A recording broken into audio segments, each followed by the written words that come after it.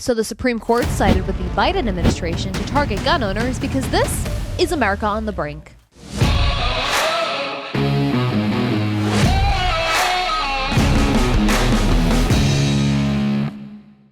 And folks, remember to like, comment, and subscribe if you like me and you like what we do here. And if you don't like me and you don't like what we do here, you can still subscribe, because what better way to spend your day than hating on me? I love it. And you can even subscribe to be a Daily Caller Patriot. There's a lot more to hate on or love on, so your choice, it's there for you. All right, so Missouri passed a law back in 2021 that would fine police officers or possibly even sue them if they tried to enforce federal gun laws.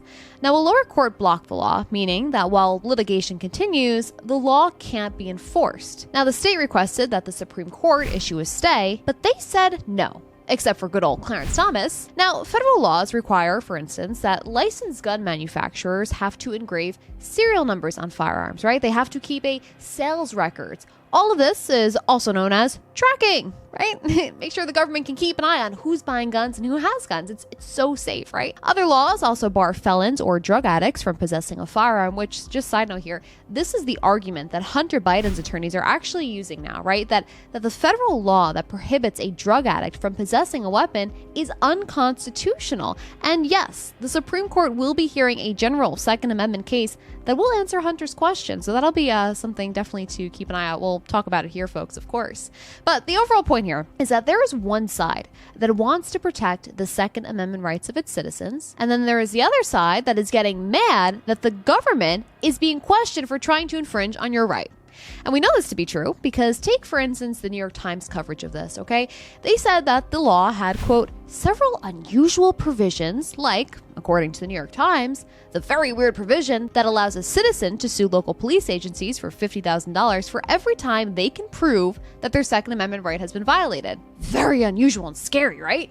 The type of cultural norm surrounding gun culture has led to this type of thinking, right? That it is unusual that a citizen can sue police for infringing on their right. Why is that unusual? And so you have Missouri, which is a fairly red state, struggling to protect the Second Amendment rights of their citizens. But then you go to California, of all places, and you have a judge saying that the state's ban on so-called assault weapons is actually unconstitutional. So a judge ruled that so-called assault weapons are dangerous but useful. And I think the most important part of this ruling, which is from Judge Roger Benitez, is that he writes that the ban, which banned high-capacity semi-automatic rifles like AR-15s, creates an, quote, extreme policy that a handful of criminals can dictate and infringe on the freedom of law-abiding citizens. California's answer to the criminal misuse of a few is to disarm its many good residents. That knee-jerk reaction is unconstitutionally untenable, just as it was 250 years ago. Now, unfortunately, the law will remain in effect while an appeal is made by the state's attorney general. And I haven't done this for a few episodes, and I've been meaning to, so folks, feel free to hold me to account here. But I want to invoke Thomas Jefferson because he said something that really fits here. So Jefferson wrote in a letter to William Johnson in 1823, "On every occasion of constitutional interpretation, let us carry ourselves back to the time when the Constitution was adopted. Recollect the spirit manifested in the debates, and instead of trying to force what meaning may be squeezed out of the text or invented against it, instead let us conform to the probable one in which it was passed." And this is something that I have spoken about in previous episodes as well.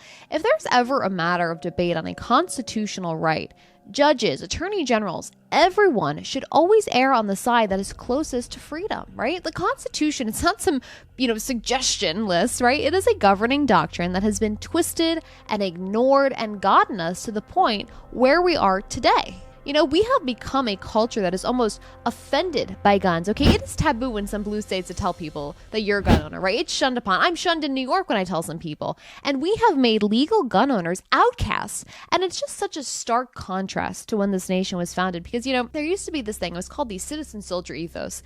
And basically the idea there was that there was never a need at first for a standing army when the United States was created because Americans really felt like they had a stake in their country, right? They had something that they were willing to protect and defend because it was so special.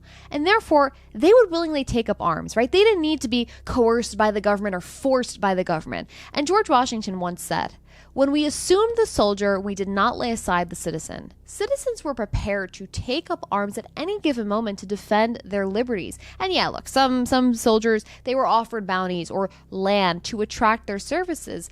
But the risk of, disease, dismemberment, disablement, death, right? That greatly outweighed the rewards. But they nonetheless were willing to do it. And this type of ethos of being proud to be an American and defending what it means to be American has just evaporated, right?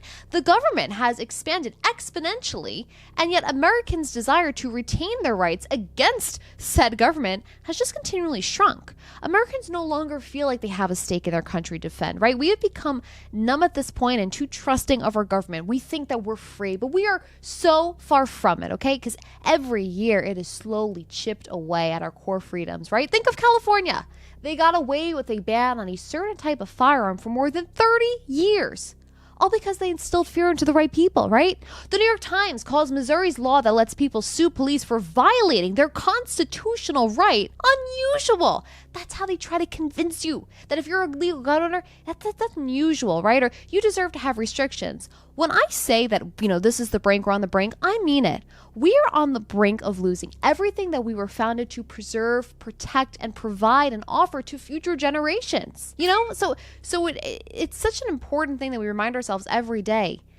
The Second Amendment is not something that can be twisted. Anytime there is an infringement upon it, it is up to us to elect people who will hold others to account. It's up to us to call for people to step down if they're not doing it. These are important things because if we lose it in our generation, no generation will get that back. And there will never be another, revolution type event that would guarantee people anywhere in the world the right to bear arms the way we have it. Okay, we have it so lucky and we take it for granted. Folks, more tomorrow on The Brink.